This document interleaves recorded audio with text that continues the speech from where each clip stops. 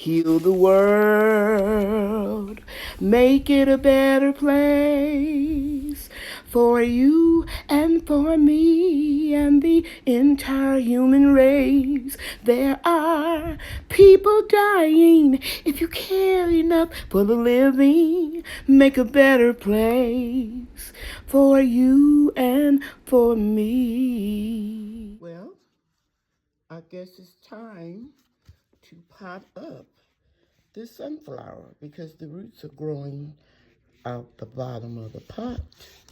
So I guess she needs a new home. When your plants get root bound like this, it is time to gently separate the roots a little and put her in a new home. Yep, it's easy as that. Press down, make sure you don't have any air pockets. Now let's check it out. So she's got some growing room. Beautiful. Hi gardeners, I want to show you this grow light here. I have two of them. My brother made them for me about 7 years ago. And I've been busy potting up seedlings. I work with my natural hair and skincare products during the day and keep Bria. And then after she leaves, I'm busy working with the plants. And I just wanted to share this grow light with you. It's really cool. It reflects a lot. And yeah, that's all I wanted to share today. I guess I'll call it a day. Here are my okra seedlings. They're doing very well. They're not even a week old. And these seedlings are free. I'm going to grow a lot of okra this year, and it's not going to cost me a dime because I save seeds every year. That's right. Save seeds, guys. Saving seeds is like printing your own money. Okay, guys, here is a quick pearls from Cheryl. You see these containers? I bought something on sale in these containers at Lowe's. And when I plant them in the ground, I take them and I wash them out with just a little Dawn dish soap, a drop of bleach or so, and rinse them out and turn them upside down so they can dry. So that when I need to pot up large plants like this Texas hibiscus that I potted up into this container, it was old. I didn't pay any money for it. Let me show you another one that I potted up.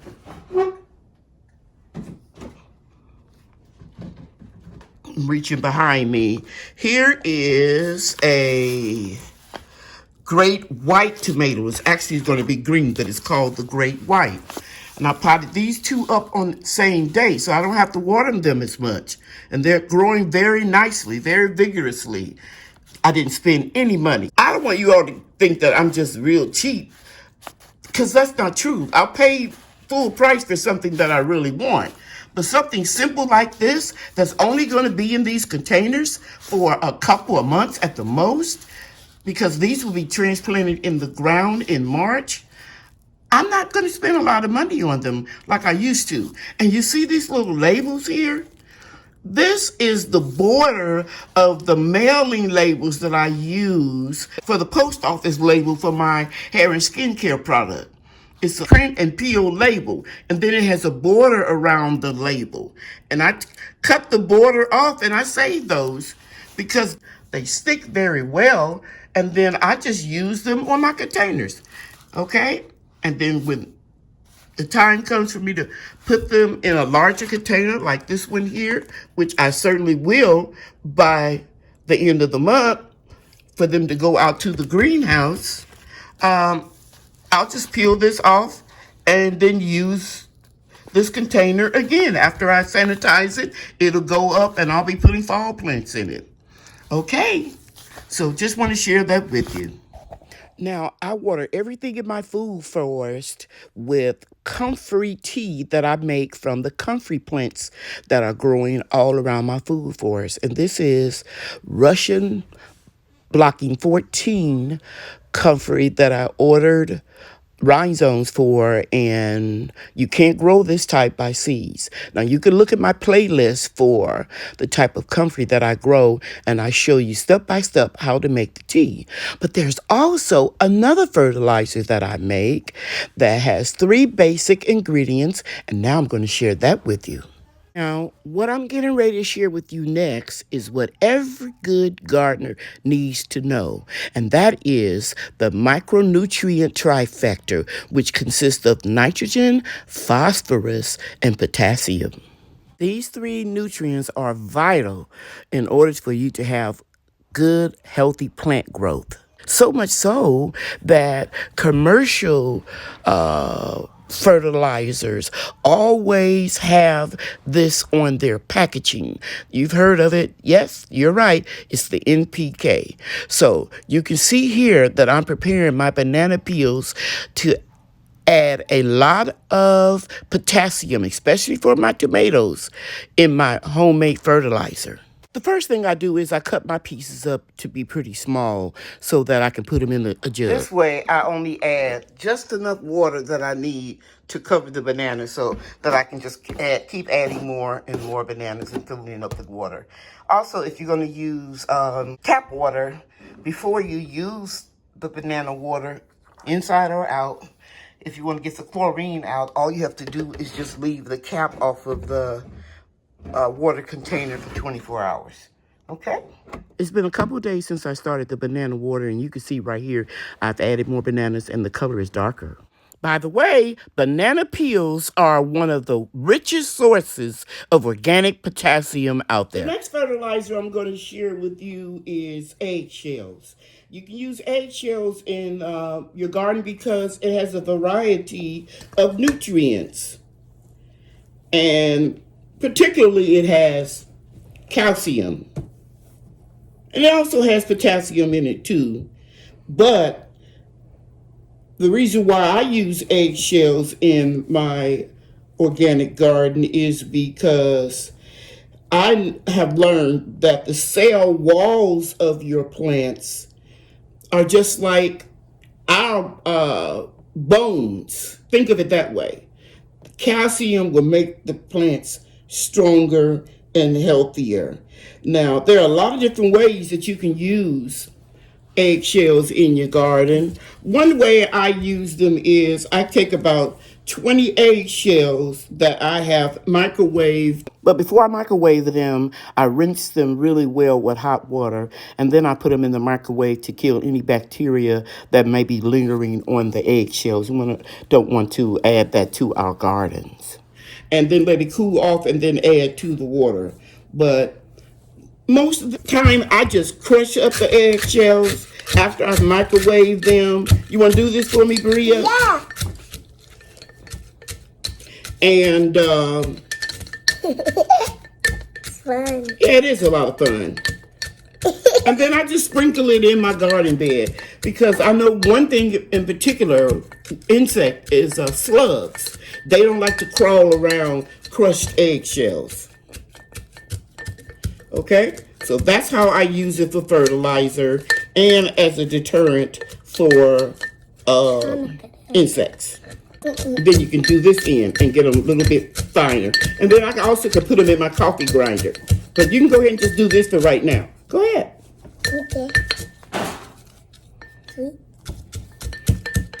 And sometimes I combine the crushed eggshells like I did here in my coffee grinder. I'll just combine this with my banana water.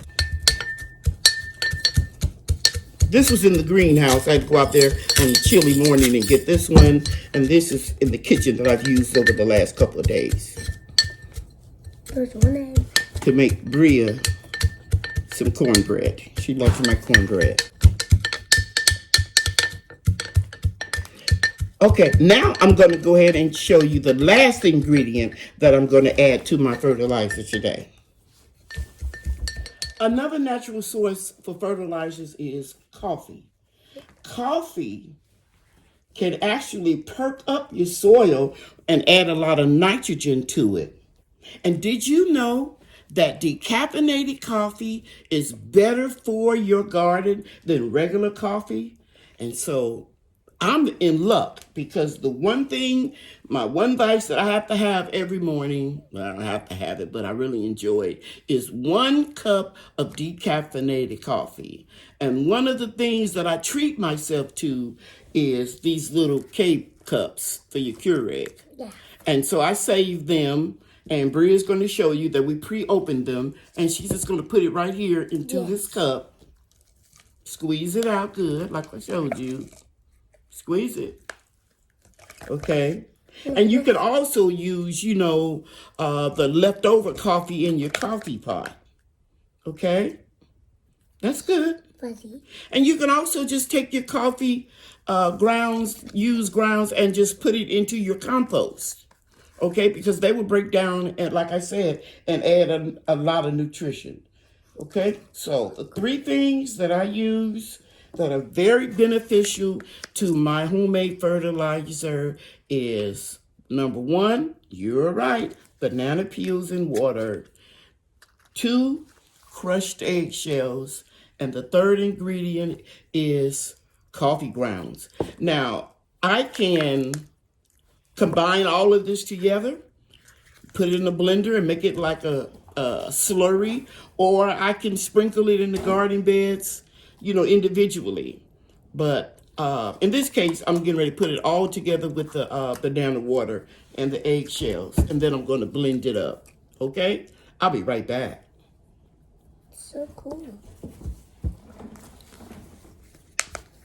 This is so funny, Mom. Yeah, but you was frowning all up in the video. So I'm blending everything. I don't know if you all can hear me, but it's blending very well.